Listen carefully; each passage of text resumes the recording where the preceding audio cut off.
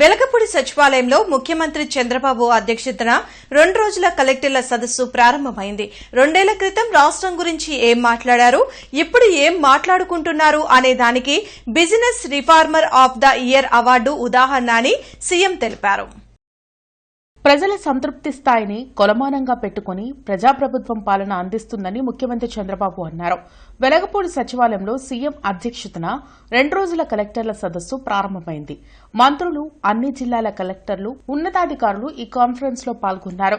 ప్రభుత్వ పథకాల అమలు తీరు, ప్రభుత్వ లక్ష్యాలపై అధికారులకు చంద్రబాబు దిశానిర్దేశం చేశారు. మంత్రుల నుంచి క్షేత్రస్థాయిలో ఉన్న ప్రజాప్రతినిధి, ఉద్యోగి వరకు అంతా బాధ్యతగా ఉండాలన్నారు. వచ్చిన ఫిర్యాదులు 100% పరిష్కారం కావాల్సిందే అని స్పష్టం చేశారు. 2027 నాటికల్లా రెవెన్యూ రికార్డులను పూర్తిగా ప్రక్షాళన చేయాల్సిందే అని అధికారులకు సీఎం డెడ్లైన్ పెట్టారు. 26 కొత్త పాలసీలతో జాతీయ, అంతర్జాతీయ స్థాయిలో ఏపీ అంటే నమ్మకాన్ని కల్పించామని చంద్రబాబు పేర్కొన్నారు. రెస్పాన్సివ్ గవర్నెన్స్ ప్రజలు అప్రిషియేట్ చేసే పరిస్థితి రావాలి. మార్పు స్పష్టంగా కనపడాలి. బెస్ట్ ప్రాక్టీసెస్ అన్ని చోట్ల అమలు కావాలి. స్టేటే ఒక బెంచ్ మార్క్ అవ్వాలి. జిల్లా మధ్య, కలెక్టర్ల మధ్య పోటీ ఉండాలి.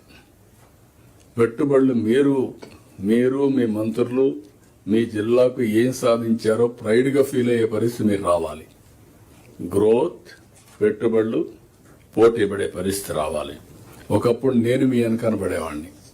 మీరు అది చేయాలి, ఇది చేయాలి, ల్యాండ్ ఇవ్వాలి, నిన్న మొన్న చెప్పాను. మేము మిమ్మల్ని అడగడం కాదు, మీరు మమ్మల్ని అడగాలి.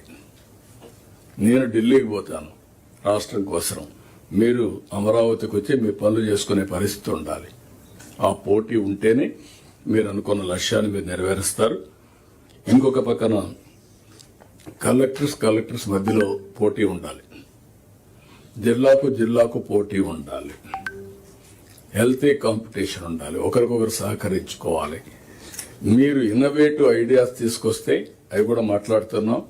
ఆ ఇన్నోవేటివ్ ఐడియాస్ అడాప్ట్ చేయడమే కాకుండా మిమ్మల్ని మెంటర్గా పెట్టుకుంటాం మిగిలిన జిల్లాల్లో.